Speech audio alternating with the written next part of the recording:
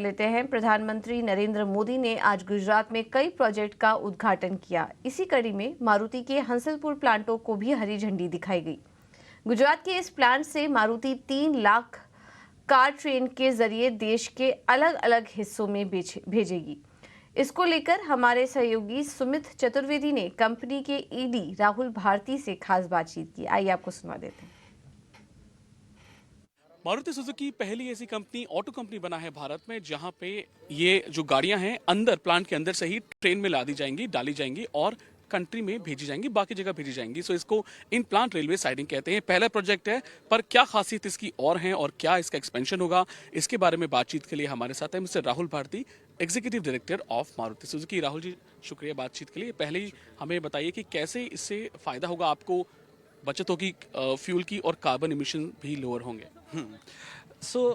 अगर हम जो हमारा ट्रांसपोर्टेशन है कार्स टू डीलरशिप्स, पूरे देश में जो डीलरशिप्स हैं या एक्सपोर्ट के लिए हम जो शिप में गाड़ियां भेजते हैं, अगर ये इनलैंड ट्रांसपोर्टेशन हम रोड की बजाय ट्रेन में शिफ्ट करते हैं तो इसके बहुत फ़ायदे हैं। सबसे पहले एक ट्रेन में इतनी गाड़ियां आती हैं जितनी 40 ट्रक में आती हैं और एक ट्रक ट्रिप करीब 1600 किलोमीटर एवरेज रन करता है। तो आप ये मानिए कि 64,000 किलोमीटर का ट्रक ट्रिप सेव करता है एक ट्रेन चलाने से। तो इतना मल्टीप्लायर इफ़ेक्ट है। तो अगर हम ये करें तो साल में, जैसे हमारी ये 3 लाख की कैपेसिटी का साइडिंग बना है, इससे हम साल में 50,000 ट्रक ट्रिप कम कर पाएंगे।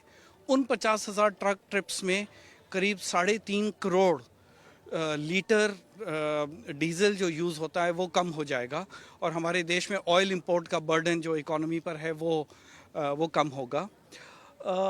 और क्योंकि ईंधन का कंबशन कम होगा तो फिर CO2 एमिशन भी कम होगा। साल में करीब 1650 मेट्रिक टन CO2 एमिशन कम होगा।